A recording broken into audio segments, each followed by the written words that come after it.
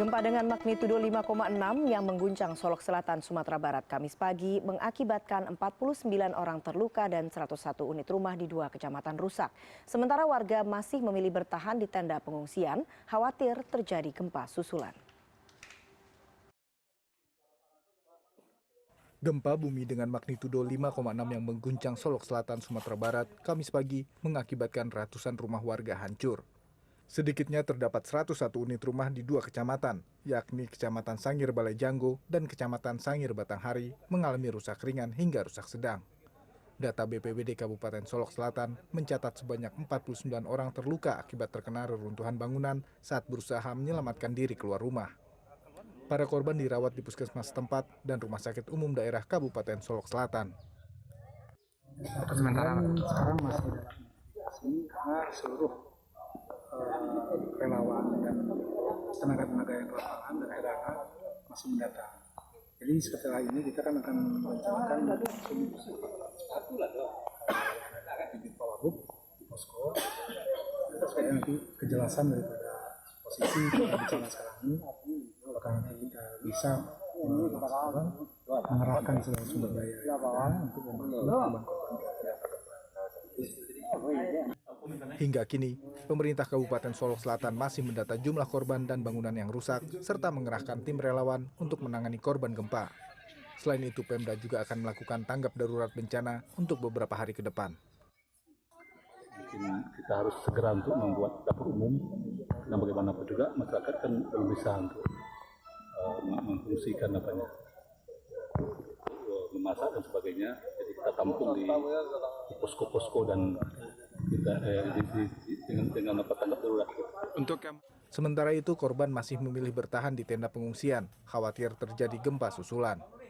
Hingga saat ini, belum ada laporan korban meninggal dunia akibat gempa yang berpusat di Kabupaten Solok Selatan tersebut. Randy Pangeran, Padang, Sumatera Barat. Kita sudah terhubung lewat sambungan telepon dengan produser lapangan CNN Indonesia, John Nedi Kambang di wilayah Pasaman, Sumatera Barat. John, bagaimana kondisi warga yang saat ini berada di pengungsian? Selamat sore, Eva. Saya mau merevisi menjelaskan dulu bahwa saya bukan berada di posisi Kabupaten Pasaman, tapi saya berada di Kabupaten Solok Selatan. Oke, di lokasi gempa begitu ya? Iya, di lokasi gempa. Ini posisinya sekitar 5 sampai 6 jam perjalanan dari Kota Padang, Eva. Jadi sore ini saya mendapat informasi kalau tadi sampai siang itu jumlah rumah yang rusak itu baru tercatat sekitar 101 rumah. Sore ini saya mendapat laporan bahwa sudah ada sekitar 343 unit rumah yang rusak, sementara 51 warga mengalami luka dan terpaksa harus mendapat perawatan medis di puskesmas terdekat, Eva. Tapi ada beberapa yang kemudian sudah dipulangkan kembali karena kondisinya yang tidak terlalu parah. Tapi ada 2 tadi dapat laporan yang kondisinya sangat mengkhawatirkan sehingga harus dirujuk ke pusat ibu kota Kabupaten Solok Selatan ini di Muara Labu. Begitu, Eva. Baik, kalau kemudian tadi disebutkan korban gempa saat ini masih belum berani ke rumahnya masing-masing, masih berada di tenda pengungsian karena khawatir adanya gempa susulan. Bagaimana kondisi terkini saat ini? Apakah warga masih berada di tenda pengungsian ataukah sudah mulai berani kembali ke rumahnya?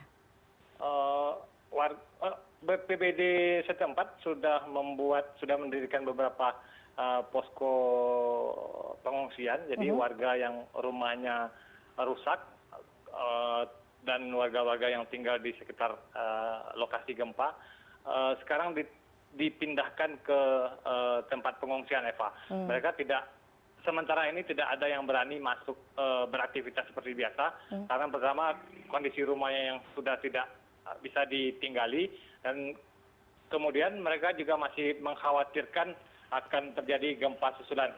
Karena sepanjang hari Kamis ini sudah sejak Kamis dini hari sebenarnya ada gempa yang terjadi di daerah ini. Sampai tadi ada gempa pagi hari yang berkekuatan di atas 5,6 skala Richter itu, Eva. Baik, kalau sampai saat ini apakah Anda masih merasakan adanya gempa susulan? Ya, sekarang saya tidak sampai jam ini tidak ada gempa yang dirasakan begitu. Artinya gempa yang dirasakan itu biasanya berkekuatan di atas 4,5 atau sampai 5 skala Richter.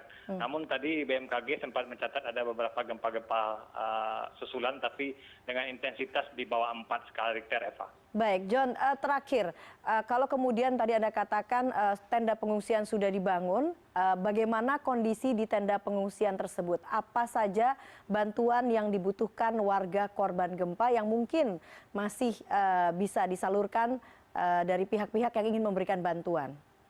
Jadi ini BPBD sudah mengirim bantuan darurat seperti yang aturan main yang ada di BNPB, di BPBD,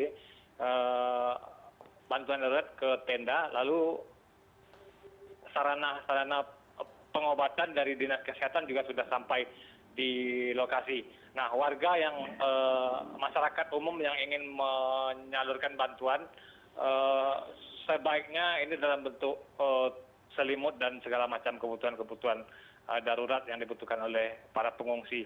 Karena kondisi di Solok Selatan ini cukup dingin begitu. Baiklah. John Nedi Kambang, produser lapangan CNN Indonesia melaporkan dari Solok Selatan, Sumatera Barat. Terima kasih.